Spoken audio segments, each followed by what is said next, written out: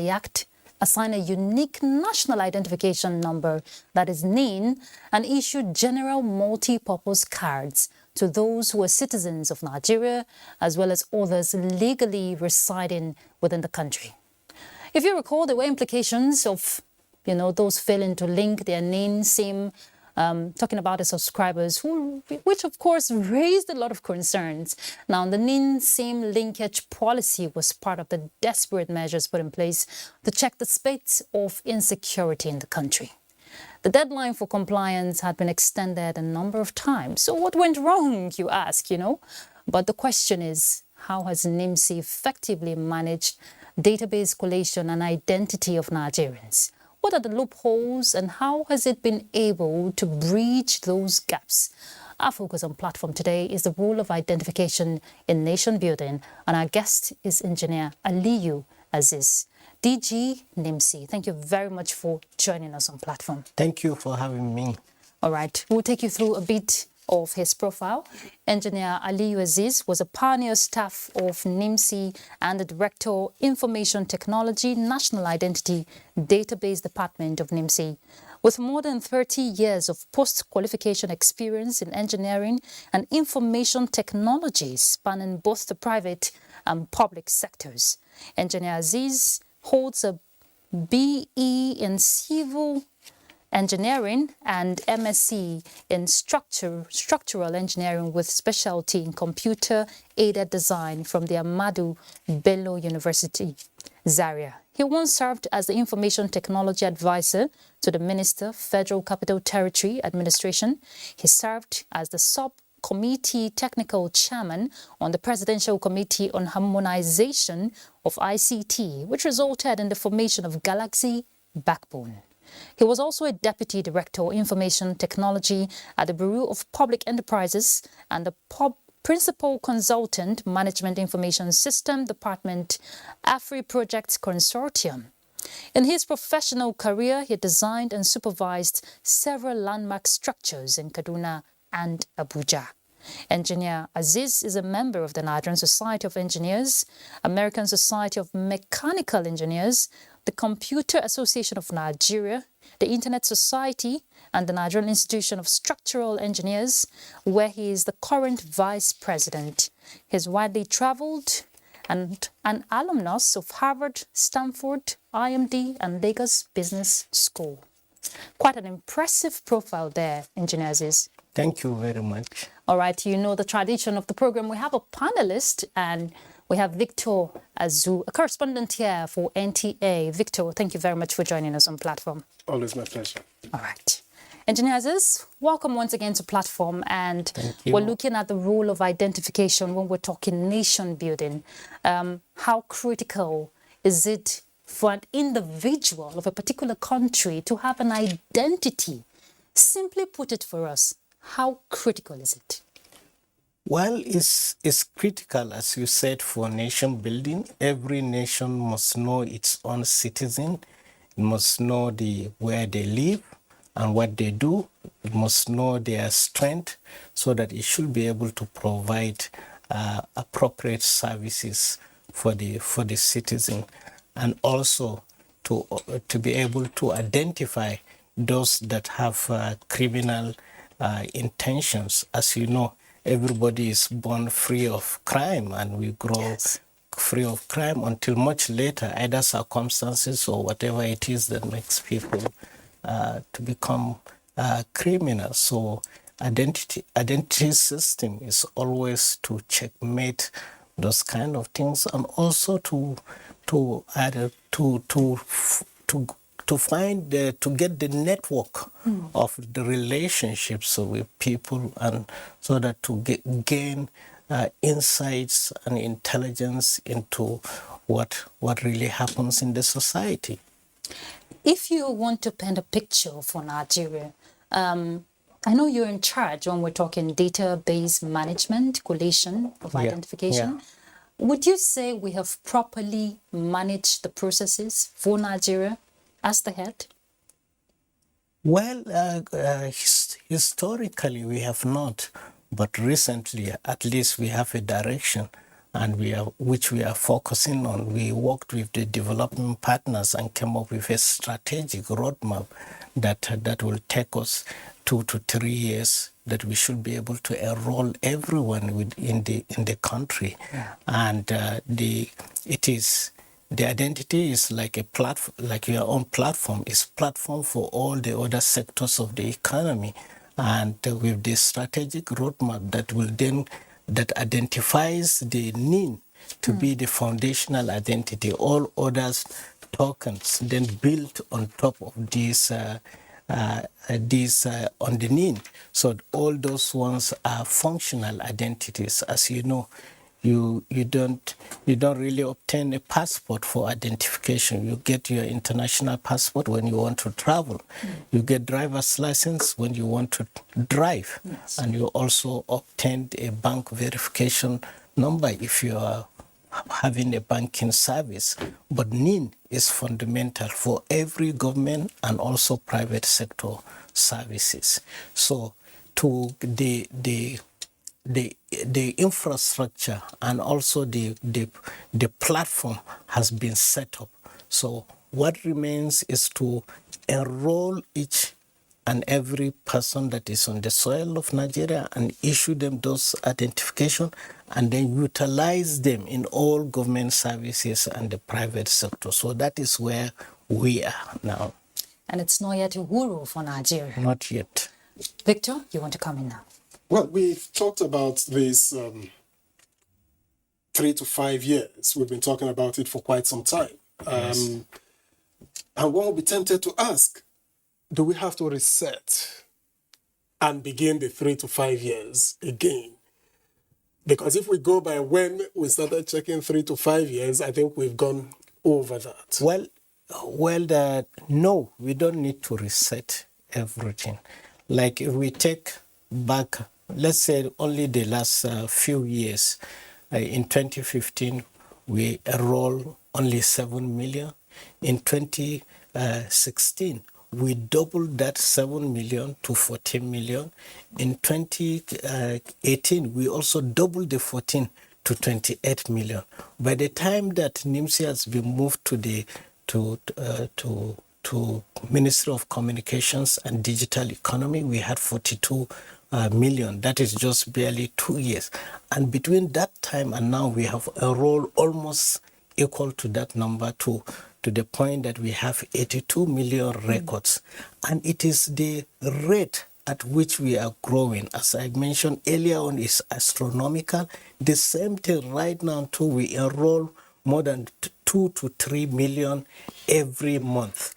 And if we continue like this, so the 2 to 3 years that I'm pointing at is there is a World Bank program that when it starts enrolling, at that time we should be enrolling like 5 million or 6 million. Therefore, within no time, we should be able to conclude the population. And mind you, identity is like those resources that you need the total end. It's when you have the total end that you should be able to then bring out all the bad actors and also be able to identify the real poor people, the real people that really requires assistance by government. Then they can be identified and be given this. So we also have the infrastructure, the enrollment infrastructure, the enrollment centers, and also the systems have also grown within this period. So we have a lot of centers now. We have a lot of enrollment centers.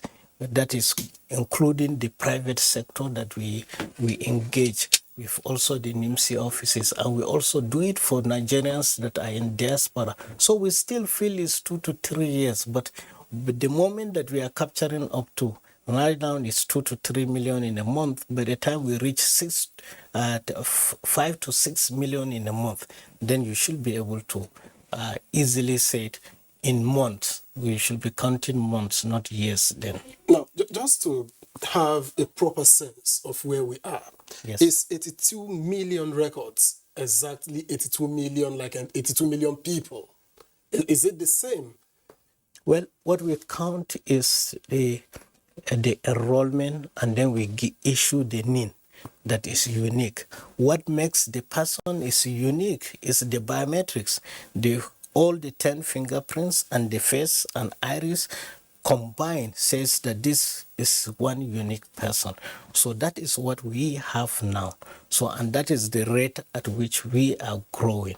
So we don't flunk numbers, but as you can see that we have already grown a lot of numbers, but all what we want is everybody. So if we are 200 million or 250, we need to know, we need to enroll everyone. And by the time that we reach that, we'll tell you that this is the exact number that we have. If I get Victor clearly, just for clarity's sake, Yeah. I'm sure he wants to know if it's 82 million persons Yes. directly that have been issued their name. Yeah, it's 82 million persons Okay. involved, male, female, children, you understand? Even Those babies. out of school, babies and whatever. So we also, usually on our website, we give all those statistics also. Okay. But it's 82 million unique, distinct people that has been enrolled. So, Engineer Aziz, that is where the gap is. We have a country of more than 200 million. Yeah. And what is happening from your own perspective? Why do you think people are not because I've had interactions with some persons and they're not even interested in going for the enrollment. And I'm wondering, don't you want to be identified? So from your own perspective, why do you think people are not coming out for enrollment? Well, I believe on my own knowledge is that whatever that you provide for general public, then there are two things that drives that is availability and accessibility and usage. Yes. So far, we are addressing the availability. Meanwhile, when we said that at that 2015, we have less than 100 centers. Now we have more than 10,000 centers nationwide. And also that Nigeria is also big. It's not a small country. Yeah. When we were designing it, we thought that if we have 4,000 centers, it may be smooth, but we can see that it's still not yet so there's a smooth. gap of funding, infrastructure? Yes, there is that gap, but there's funding. There's already funding. There's a program that I mentioned several times here, that the World Bank program that we commenced the exercise now. The funds have not yet been released, but it is on to be released. The federal government also have approved certain funds for the improvement of the infrastructure, and also even the other parties in the sector too have been contributing, like CBN for instance have been helping NIMSI to also make sure that that infrastructure is working. Okay. Even Alton, the telecommunication association, is also helping NIMSI, courtesy of the minister that have spoken to them. So there is that willingness and synergy between all these parties, rather than working as silos. Before, we are working together, and with that synergy we can see that the vision that very soon we should be able to enroll everyone, and it is for the benefit of the citizen. Therefore, the citizen should be able, whenever that usage now comes up, that wherever you go to, you are being asked to show you who you are. Then by that time, people will start, no one will say that they don't need to enroll. And also if there is availability, then there will be convenience for carrying out that Just before exercise. Victor comes in, I know he wants to ask a follow-up question to that. What about the rural communities? Because most people who opt for this enrollment for the name, people who tend to use it for certain purposes, then they take it seriously. What about those in the rural communities who have no business for any form of usage, so to say? What is happening in the rural communities in terms of identification? What do you think why do you think that rural communities? They need it to some extent. Most of us, we came from rural communities. Yes. So, and in rural community, we attended schools. So we went to school. And in the rural community also we have a market that we go to the market, we carry out transaction. We also go to ask for loan. And someone will say, no, I don't know you. You may run away, but if you give me your national identification number, then I may be able to. What about the old borrow woman you. there who doesn't have any The- business going about? No, almost everybody has a business. Like the same thing that when GSM came, and some people are saying that what of my grandmother in the village? Then the same person will then buy the phone and take it to grandmom, that when you want to call Aziz or Dayo, just this is the way to call the person. We all have access, or you want to watch TV, you want to subscribe to your own program. There are so many things that really require. What is the mechanism in place for rural communities? The mechanism, and also, like I said, the funding from the development partners is actually geared towards the rural communities, because they are the ones that are at the lower part of the pyramid. But for everything else, because enrollment is only once, you need to enroll only once. So once that we enroll all the noise makers in the towns, then they will allow us to go and enroll the other people that in. So the target is rural the urban community. centers for now. Is that what you're saying? The target is the urban centers for now. No, not Okay. really. The target is open. Like we have the vendors that we have. Some of them have license for the whole nation, some for a zone, some for a state. And the people that have for state, some starts from their own village, Okay. and also some of them their own community leaders will call them and they go and start from that. So I'm just mentioning that sometimes you satisfy the people that makes the most noise. Okay. Because it is once. It's not something that you can grab. It's only once that you need to be enrolled, and therefore, and also the enrollment by the private sector is per play. They enroll an unsuccessful generation of need, then we pay them. So even if they concentrate themselves in the towns, then it means that very soon they will finish the town and they have to go to the rural place in order to carry out the enrollment. One thing that Engineer Aziz didn't probably say was that people are skeptical. Some are skeptical, maybe because, like Ruth tried to point out, they don't see the need for it. Some are worried. The elitist ones are worried about data security. And then, much as I have been from field experience, I've been an advocate of shutting down these, endless extensions. Now that we have acted, stopped the extensions, do we have the capacity to enroll all Nigerians? Because one problem which doesn't quite help the talking to people to enroll is that when you get there, it's not as seamless as the SIM card. You just go there, you don't just go there, get this thing done and you be on your way. People go there for days without getting this thing achieved. Does the database now have the capacity to take on all Nigerians? Well, when you talk of the capacity, we have different measures of capacity. When you talk of the storage, just like your phone now, because before your first phone, the moment you are storing people and it get full, but your current phone, does it get full? No, it's even connected to Google Drive that you can as much as enroll the whole of Nigeria, that it will be there. So the storage capacity is also there.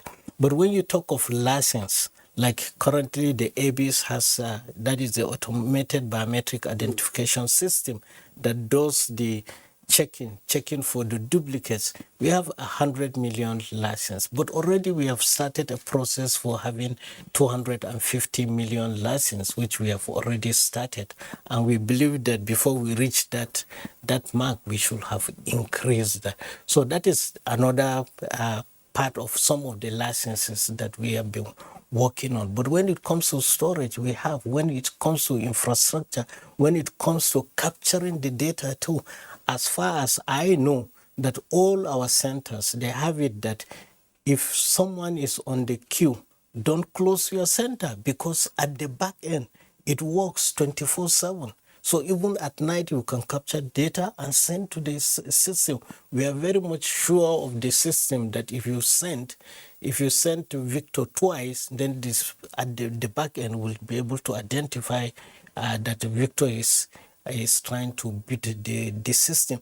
So our centers are open. They are also open weekends and public holidays. They go to worship places. They go to the mosque, go to the churches on Sundays, and they even go to clubs and the rest of it. So I believe that we have a lot of centers, and a lot of people have been enrolling, but of course, there's room for improvement, and also the moment that, as I said, the people in mainstream concluded, then we can even have a different program for the people in the rural areas. But if we right now says that this is a program for rural people, then usually the urban people will just go and hijack the program. That is what we have understood. So the program for capturing NIN is seamless, is the same for everybody from top to bottom. It doesn't discriminate for which person that is capturing. But to get it clear, just to be clear, Yeah.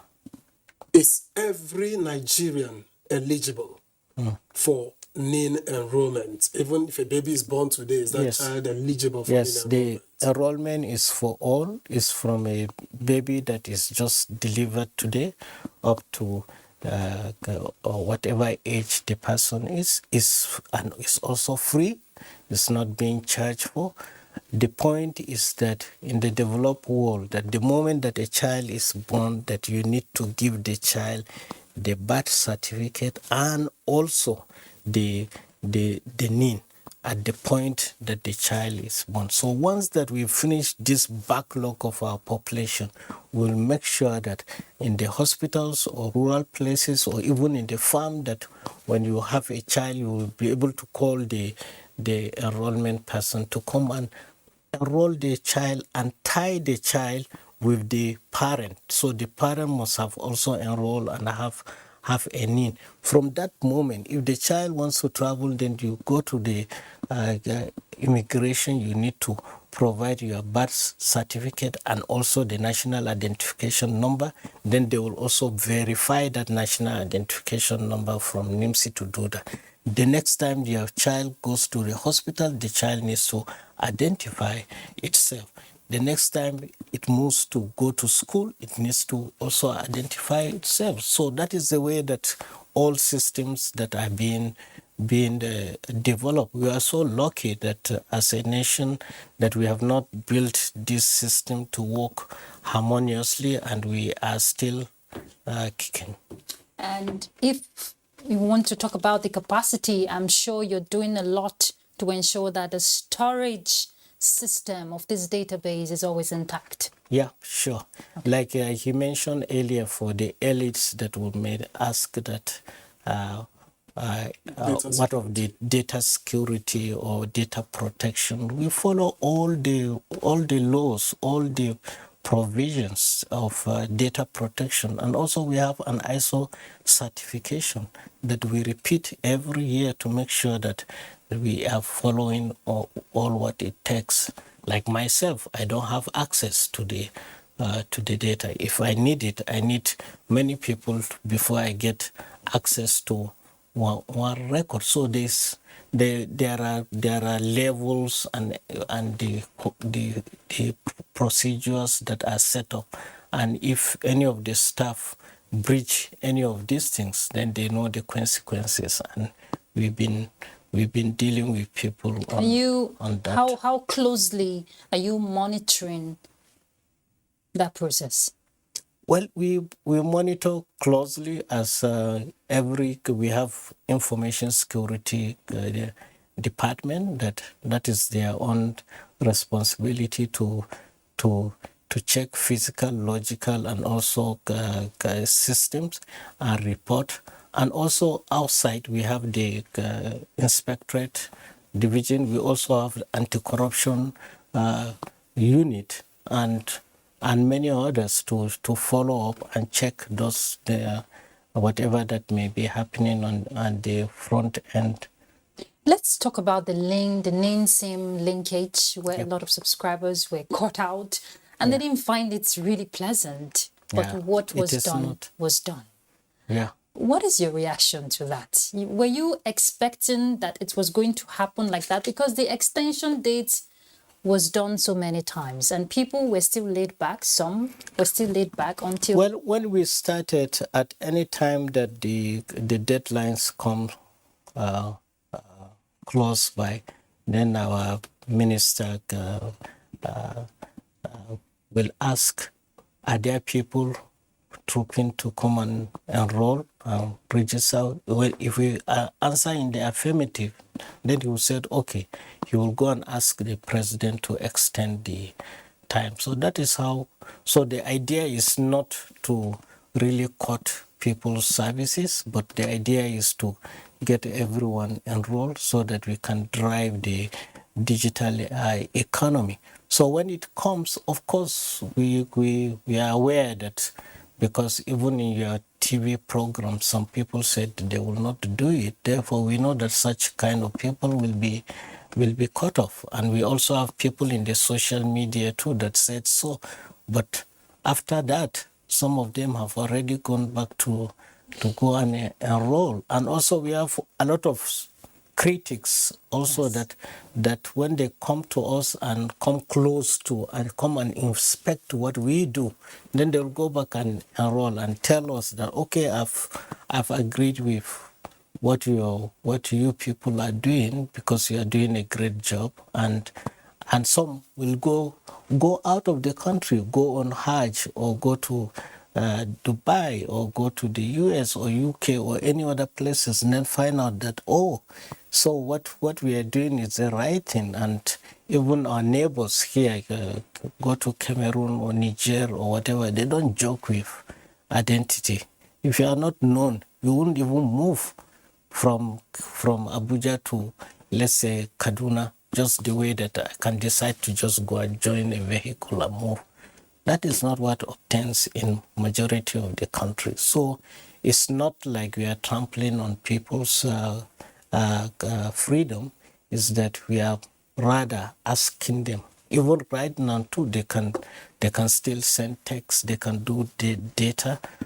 So it's only the outgoing call that has been banned. And simply what the directive says is that just go and enroll and link your NIN, and we unbad your phone. And that is what has been happening. Now, talking about enrollment of all Nigerians, as you put it, there are a lot of Nigerians outside the country. As a matter of fact, there's hardly a place where you won't find a Nigerian anywhere in the world. And so, what are the plans to cater for these people? Because most of the diaspora population maintain a line with which maybe the lines they were using before they left here, they maintain it for different social media purposes. How are we catering for them? UK, US, Dubai, how do you cater for them? Yeah, we had a plan since early 2019, and we are in more than 18 countries now, and there are centers. We had private sector people. As you know, it's going to be difficult to get staff and also equipment and also move to the countries. But we drive on the existing system of capturing people for passport, for BVN, and those vendors are there, and they can capture the people, Nigerians in diaspora. However, they need to pay a fee because these people are doing the service for them. However, whenever they come to Nigeria too, they can come and do it free of charge. So, But what's the level of compliance from Nigerians in the diaspora? Are they willingly opting for that? well, I cannot talk on their behalf because there are many But different the records are there. many different kinds of Nigerians in diaspora. So there are some that can willingly go to the embassy and demand these things and carry out it. There are some that don't want to even know where the Nigerian embassy is. Yes. They prefer to find a private sector and then they go and do that. And then there are some that will say, no, that I've gone until Nigeria is better, that I will not come back. And meanwhile, we want them to also contribute to Nigeria to be better. To be better. So yes. I will not speak for them, but I believe that time will tell. There is improvement. There is improvement in that. But let me attempt to speak for them because given that the NIN, gone are the days when NIMSI was one anonymous agency, one more government agency. Today, because of what you require the NIN to do, passport, for instance, everybody who is in the diaspora requires a passport. And if you're going to produce a Nigerian passport, you require your NIN. So I want to assume that majority of those in the diaspora require this NIN and they want to make an effort to do so. But because there's one thing, Victor, why I asked that question? There's one thing to have the center, because I thought how many centers let me tell you, recently in Europe there is upsurge of this enrollment. Why? Because even those to renew your passport of the host country, a European country, not your Nigerian passport, that they also want you to have your current Nigerian passport. Yes. And for you to do that, then you also need the NIN. So there's upsurge in getting the Nigerian passport as well as the NIN also, because the host country also wants to be sure that they know the origin of all the people within their own countries. Okay, now that should answer the question. How many enrollment centers per country, for instance? I know the third center in Dubai was opened last year. Yeah. Towards the end of last year, a third center in one country. That's Dubai like three. Just last month. Okay, it's not even too long. Ago. Okay, 2 it's months not even ago. too long. So I got the date wrong. Yeah, that's too small. Dubai is small. Imagine countries like China, the US. Yeah, it's and sometimes they stay throughout the day and nobody turns up. There. So and outside there that everything you need to book an appointment. Just like even a barber, you will not just walk to a barbering salon and come to cut your hair. You have to book for an appointment. So they have a booking system, and people book either they go to them with the mobile kit. Mind you, now we also have a mobile, a contactless enrollment system that you can put in the pocket and then go and enroll the people. So with the combination of all this, I believe that everyone will be enrolled. Hopefully. Just a moment, Ruth. Okay. Just a moment. Now that you've talked about the booking system, yes, is NIMSI considering the booking system as a way of decongesting your offices? Well, for Nigeria. Yes. Well, you see, we originally NIMSI had a queuing system in our offices, but because of the cost, we will not be able to have it in all the centers. But still, it is open. There's an open register that you can come and write your name and then see that, okay, I am on number 87. Therefore, I need to come 3 days from today. And then you come and get your own service. There's no such kind of crowds. Again, you have been following this thing, and it's only at the deadline that you always see crowds, those kind of crowds in our offices. And also because we also have private sector that are carrying out this activity. We have many centers. To me, I think that our youths should also take up something and then come up with like an Uber app, whereby all the centers, you can see which center that has less people and then book it and go and carry out that exercise. So, but it's not really NIMSI that will carry out for all these centers. But we have it that you can walk in and then book your own appointed time and then come and do that. All our offices, that facility is available. But part of the mandate of NIMSI is to be loud out there. You need that sensitization awareness. You need to, enlighten the public that these centers are open. Enrollment is 24 hours and the process is seamless. Yes. How much are you pushing in that aspect? Well, we've been pushing. A majority of the things that we do currently are mainly online, and also what we are doing now is the same thing. But we depend also a lot on those development partners program that have so much to do. But also that I want to plead with Nigerians, whatever you want to do nowadays is to check online. If you check where is the center nearest to my place, you will get it. How do I do modification of my data? You will get it online. So that information is available in the fingertips of the people, and is also available to people in your own profession, that whatever you need from NIMSI, you can just check it and it's available. The same information is power. You're just giving us that information. Yes. But the general public beyond this platform will need to know, okay, where do I need to go? How do I search for that? Yeah. Just at the tip of my fingertip. At the Tip of your finger. Yes, tip of my finger. Yeah, as I said, simple, you understand, almost everyone now we do social media. And the moment that you just check, because you will search the internet or search any of our social media handle, you will get all the things that we have.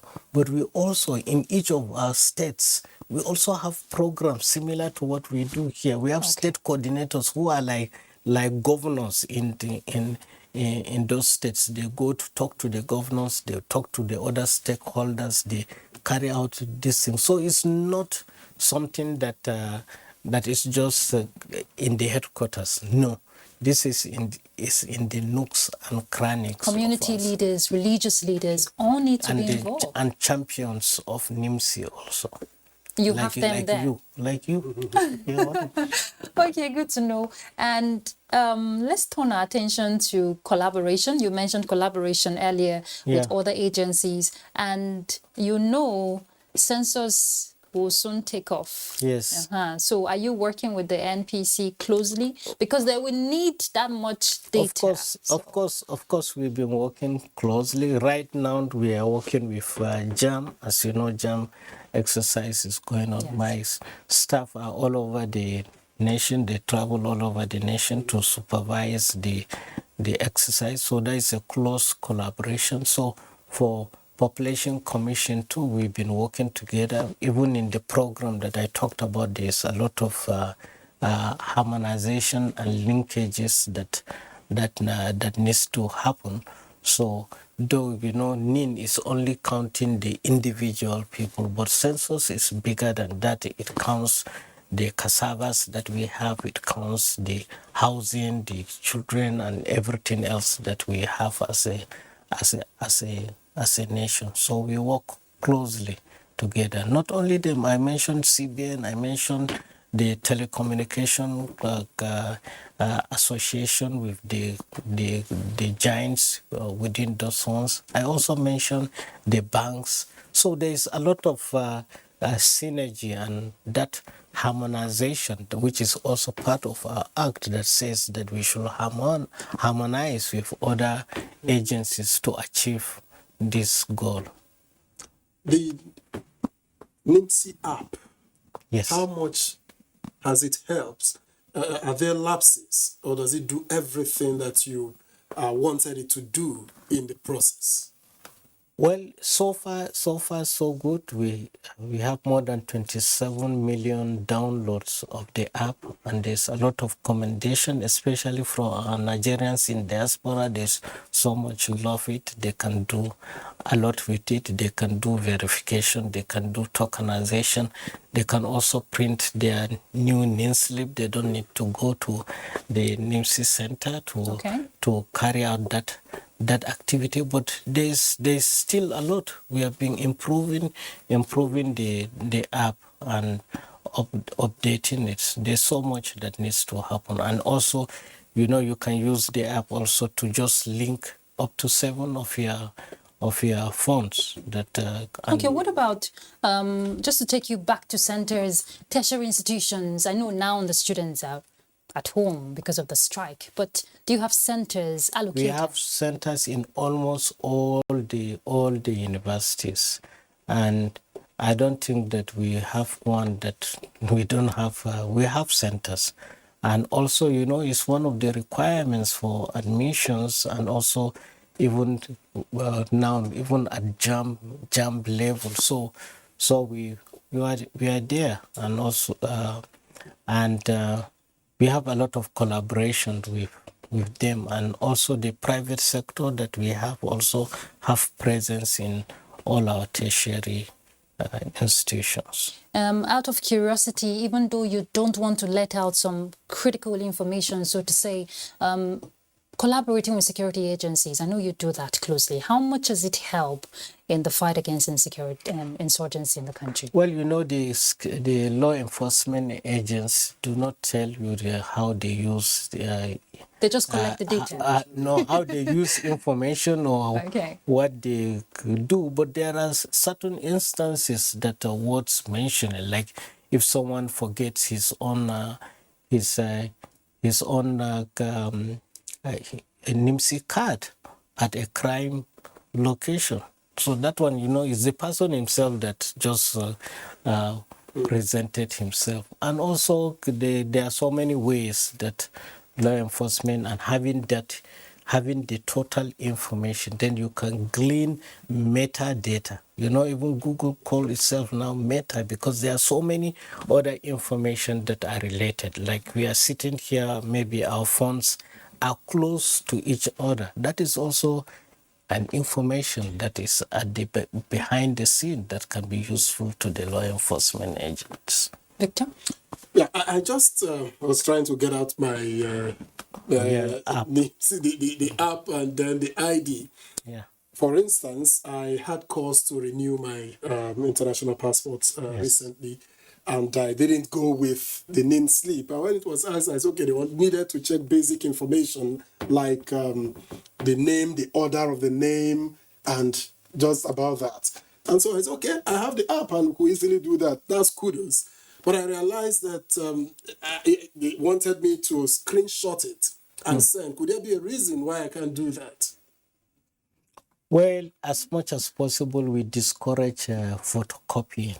It's not that you cannot do that. You can use another phone to take the picture, but it is not good practice to allow people to just access your data. Take the photo. All information should be in a digital form. Let their system check. Let them use a similar phone, a terminal, and then read it from your phone. Yeah. That is to read with this code. That is the way to do that, not to photocopy. And so does this diminish the quest for the NIMSI card, the national identity card? Yeah. I know that some time ago you talked about de-emphasizing the ID card and focusing on the NIN. Yes. Does this further diminish, or are there still people who request the national ID, and could there be a purpose for wanting the national ID? Yes. Yeah. We know we differ.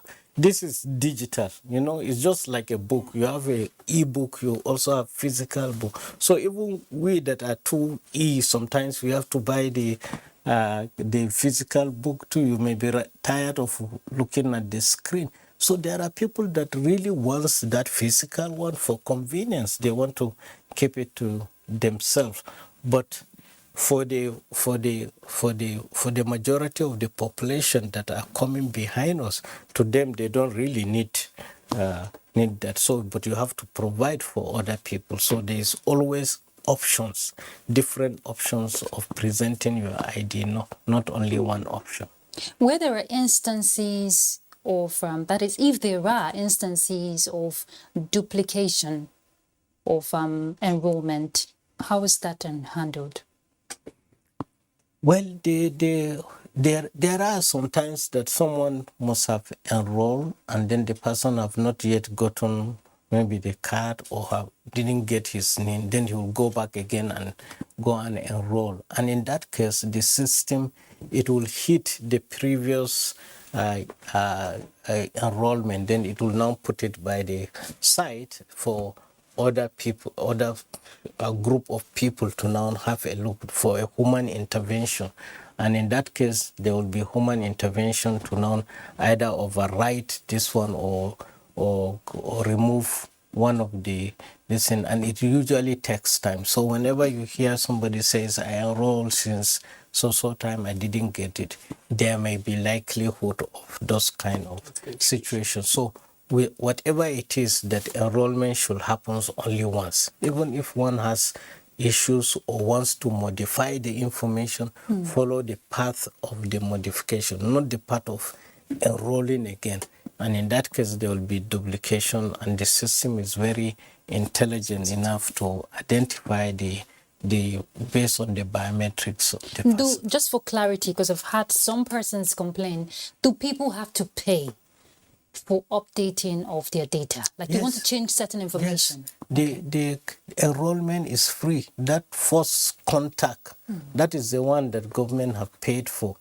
At the moment that you said you want to come back again, that you want us to carry out another service, that means that you are disrupting the people that have not yet enrolled, and therefore it is a service. So if you want to modify your name or some other parameters, you pay 500 naira through the remitter, and then make that provision, then we carry out the service. If it is a correction of the date of birth, because we want to discourage people, and then you pay up to 15,000 to just for the date of birth.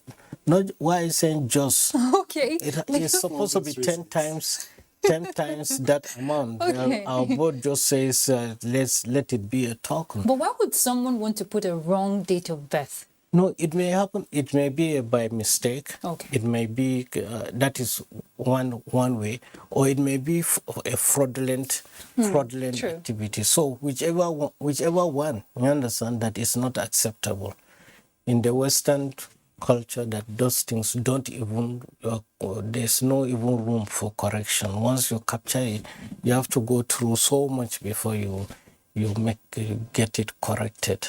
Victor, your final question winding down. Let me say, you did say some time ago that the end game, the use for that card at the end of the day is to access social services. Yes. Now, if given all the funding you ever need and every infrastructure is in place, everything is in place, at what time, how many years from now, can Nigerians begin to access social services with the NIN card? No, they are already accessing their social services with the NIN. You understand? But for us to capture everyone, as I mentioned before, 2 to 3 years, even that, I'm an optimistic person. In less than 1 year, given all what is required, we should be able to enroll every person. Remember, even the Sergeant program, early 2000, that they captured more than 60 million, you understand, in 5 weeks. So, but they had 62,000 enrollment kits and 62,000 people that are moving around in the country to carry out. Such big bang approach is not available now, but if we have enough of maybe 1/3 of what was given before, we should be able to do that even in less than 1 year. So All right. we begin from now. Yes, sir. Okay. Engineer Aziz, I want to hear your final word very briefly. We're out of time. Yeah. What would be your message to Nigerians? Identification, no doubt, Yeah, is important. I want to ask everyone to come out and enroll, and also I want everyone to have access to a SIM, and therefore they should also submit their SIMs with their NIN, and if there's issue, let them not go to the towns. They should always go to the NIMSI office or the certified NIMSI agents that are available with also their own ID cards. Don't patronize touts. Okay. And we on our own part will make sure that the NIMSI service is always available. And you should think of having a number, that is, if you don't have an emergency number, people can always reach out at any time. Sure. You should put that in. You should pay me for that service I just offered now. Yeah, thank you very much. All right. Thank you very much, Engineer Yeah. Aliyu Aziz, for your time. It's been a pleasure having your platform and clearing some of these issues for us. Thank you very much. Thanks for having me. Victor Azu, thank you very much. A correspondent here with us in NTA. Thank you for your time. My pleasure. All right, we have been looking at the role of identification for nation building. Your identity is who you are. And if we must grow as a nation, then you must key into the developmental process for the country. That's Platform. I'm Ruth Aguela. Bye.